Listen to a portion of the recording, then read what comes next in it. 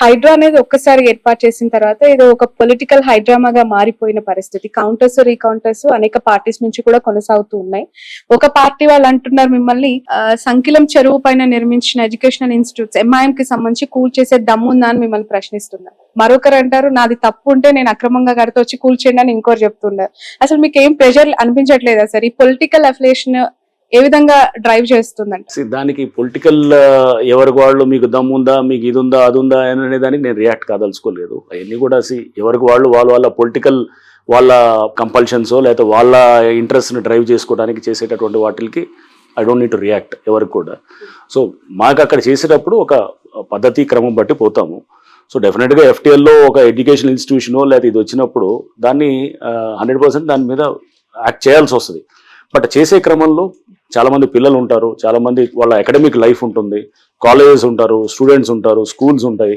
So వాళ్ళని ఒక building మనం ఏది డెమాలిష్ చేసి మనం ఏదో విజయ గర్వంతో ఇది ఏదో ఎఫ్టీఎల్లో మొత్తం తీసామని అంటే కనుక పొరపాటు. ఆ ఎఫ్టీఎల్లో చెరువును పరిరక్షణ అందింపడటం పిల్లల అకాడమిక్ లైఫ్ ని కూడా మనం జాగ్రత్తగా చూసుకోవాల్సిన అవసరం ఉంటుంది. అలానే వదిలేసేది కాదు, మనం ఒక టైం ఫ్రేమ్ ఇవ్వాలి, ఇచ్చేసి వాళ్ళకు ఒక 6 months అకాడమిక్ ఇయర్ అయిపోగానే డెఫినెట్ గా అప్పుడు దిల్ బి లైబుల్ ఫర్ ఇది వెకేట్ చేసేటట్టు కూడా ఉండాలి. సో హైడ్రా కూడా హ్యూమానిటేరియన్ గ్రౌండ్స్ ఉన్నాయి, ఆ కోవలోకి వర్తిస్తుంది చూస్తుందంట. హైడ్రా అనేది ఫైనల్ గా మనుషులతోటి నిండి ఉంటుందండి. హైడ్రా అనేది ఒక మాన్స్టర్ ఏం కాదు, సో మనుషులతోటే ఉంటుంది. చూసిన తర్వాత పేదవాళ్ళని ఎందుకు టార్గెట్ చేయమంటున్నాము? చిన్న చిన్న ఎప్పటి నుంచి వచ్చిన వాళ్ళు ఎందుకు టార్గెట్ చేయమంటున్నాము? ఎందుకు ఓన్లీ రిసార్ట్స్ నో లేకపోతే కమర్షియల్ గా ఉండేవాళ్ళు లేకపోతే ఎవరో దాన్ని ఒక అంటే ఎఫ్లూయెంట్ సెక్షన్స్ ఎందుకు టార్గెట్ చేయాలనుకుంటున్నాం అంటే దీంట్లో డిఫరెన్షియేట్ చేయాలి. అందరినీ ఒకే తీసుకురావడం అనేది ఇట్స్ నాట్ కరెక్ట్ కాదు. గవర్నమెంట్ కూడా ఆ విధంగానే ఇంటెంట్ తోటే ఉంది.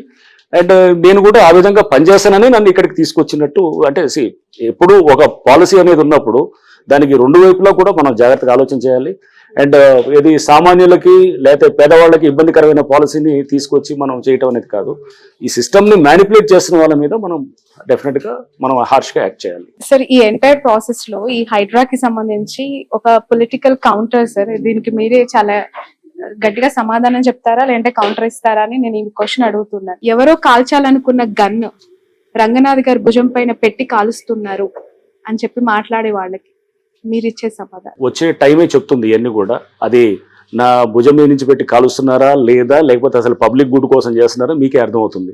So time only will tell, మీరే చూస్తారు కదా. సార్ నాలాల పునర్వ్యవస్థీకరణ అవ్వచ్చు, చెరువుల పరిరక్షణ అవ్వచ్చు, బఫర్ జోన్ కి సంబంధించి తిరిగి మన ప్రకృతిని మనం కాపాడుకోవాలి అనే నినాదం బాగుంది.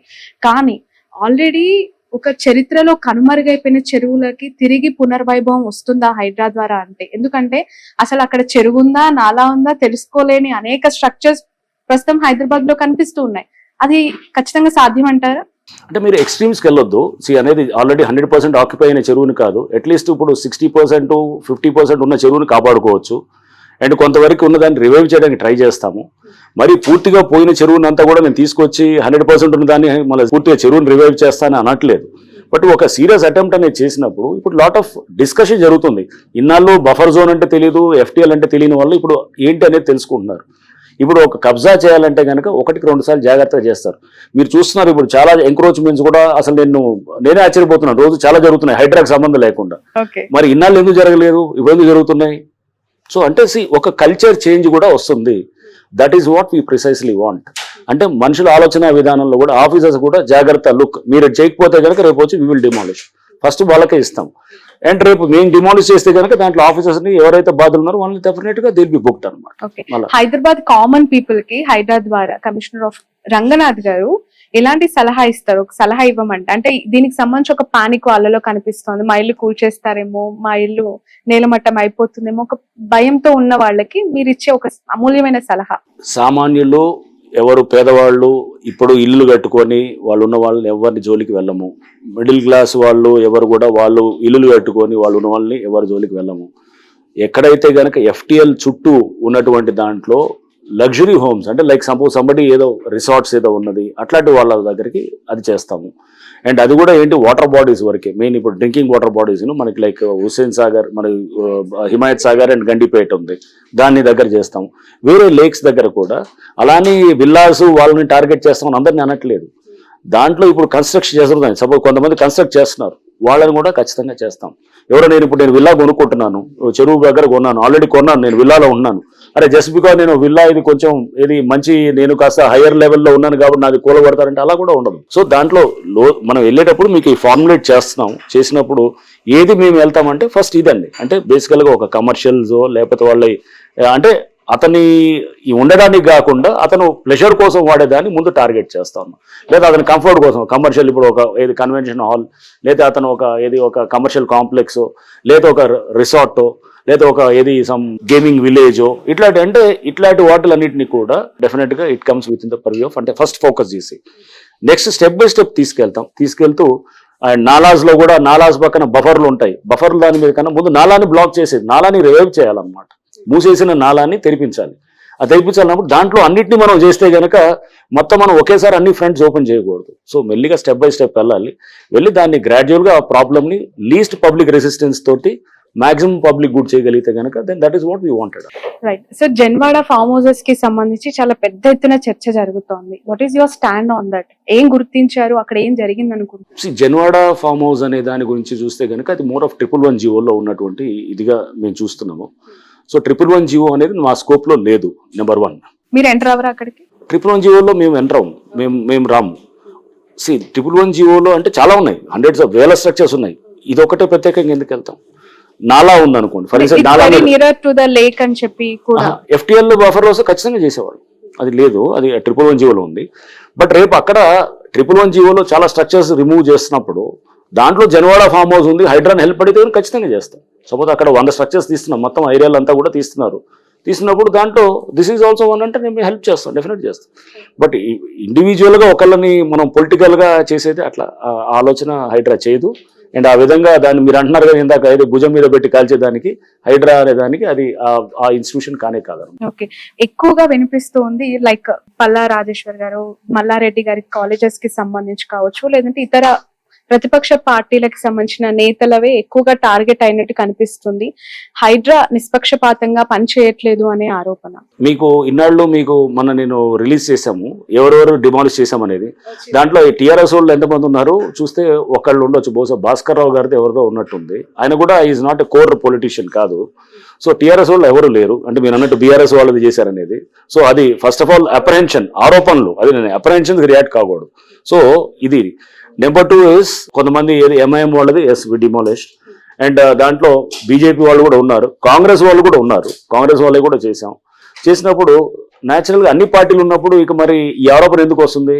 ఇది అన్ని పొలిటికల్గా ఎక్కడో అలిగేషన్ చేసేదానికి రేపు అందుకో ఎన్ని వర్క్ తోటి మనకు చూపించేటటువంటి ఉంటాయి. వెళ్ళే కొద్దీ మీరు నెక్స్ట్ 1 month 2 months 3 months మీరు చూసినప్పుడు దాంట్లో అప్పుడు ఎక్కువ టీఆర్ఎస్ వాళ్ళే డిమాలిష్ అయినాయా లేకపోతే ఎవరు డిమాలిష్ అయినాయి, అసలు పార్టీలకు సంబంధించిన డిమాలిష్ అవుతున్నారా, ఇవన్నీ కూడా నాకు అర్థం అవుతాయి. ఫైనల్ గా ఒక క్వశ్చన్ సార్, హైడ్రాక్ అసలు చట్టబద్ధత అనేది లేదు, కేబినెట్ లో అప్రూవల్ లేదు, దీనికి ఒక చట్టం అనేది కాదు, ఇది జస్ట్ ఒక జివో తీసుకొని వచ్చేస్తున్నారు, అక్కడ నోటీస్ వచ్చేసింది కట్టేశారని చెప్పి కూల్ చేస్తున్నారు. అథెంటికేషన్ ఏంటి అసలు?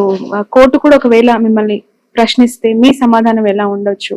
హైడ్రా అనేది ఒక జియో ద్వారా కాన్స్టిట్యూట్ అయింది. జియో అనేది ఒక గవర్నమెంట్ ఆర్డర్ ఉంటుంది, 99 జియో ఉంది, dated 19th July last month తో వచ్చింది. సో ఇది జియో కాన్స్టిట్యూట్ చేయడానికి ఏంటి, ఆర్టికల్ 162 అని ఉంటుంది రాజ్యాంగంలో. ఆర్టికల్ 162 ఏం చెప్తుందంటే the executive power of the state extends to all the subjects to which the legislative power of the state extends to అనమాట. అంటే చట్టాన్ని చేసేటటువంటి అధికారం ఎక్కడ దాకా ఉంటుందో ఆ అన్నిటికీ కూడా ఎగ్జిక్యూటివ్ పవర్, అంటే ఎగ్జిక్యూటివ్ ఏది ఇట్లా ఒక గవర్నమెంట్ ఆర్డర్ ద్వారా చేసేదానికి కూడా అవకాశం ఉంటుంది. అండ్ దీనికి గవర్నమెంట్ ఆర్డర్ ద్వారా, ఎగ్జిక్యూటివ్ రిజల్యూషన్ ద్వారా, అంటే ఎగ్జిక్యూటివ్ ఆర్డర్ ద్వారా చాలా సంస్థలు ఫ్లోట్ అయినాయి ఇంతకుముందు. ఇక్కడ మన దగ్గర చూస్తే విజిలెన్స్ ఎన్ఫోర్స్మెంట్ డిపార్ట్మెంట్ ఉండొచ్చు, ఏసీబీ ఉండొచ్చు, లేకపోతే కేంద్రంలో చూస్తే ప్లానింగ్ కమిషన్, ఒకప్పుడు మొత్తం ప్లానింగ్ కమిషన్ ఉండొచ్చు, లా కమిషన్ ఉండొచ్చు, ఇవన్నీ ఎన్నో కమిషన్స్ కూడా ఎగ్జిక్యూటివ్ ఆర్డర్ ద్వారా ఫామ్ అయినాయి అనమాట. సో అందుకోసము దీనికి ఓన్లీ చట్టం చేస్తేనే ఇది అనేది కాదు, బట్ డెఫినెట్గా దీనికి కొన్ని ఎక్కడెక్కడైతే కొన్ని చిన్న చిన్న లూప్ హోల్స్ ఉన్నాయో దానికి కూడా చట్టబద్ధత తీసుకురావడానికి ఇండిపెండెంట్ బాడీ అంటారా sir? Independent department, independent department. దీనికి బడ్జెటింగ్ సెపరేట్ చేశారు, దీనికి గవర్నింగ్ కౌన్సిల్ కి చైర్మన్ సీఎం గారు ఉంటారు, దీని మినిస్టర్స్ కూడా దాంట్లో మెంబర్స్ ఉన్నారు, అండ్ దానికి కమిషనర్ గా నేను ఉన్నాను. సో ఇవన్నీ దీనికి ఒక జియో ద్వారా వచ్చిందనేది చట్టం పరిధిలో రాదు అని అంటే పొరపాటు. అది GO is also legally valid ఇదనమాట, ఒక అంటే లీగల్ గా ఫార్ములేట్ అయినటువంటిది అనమాట.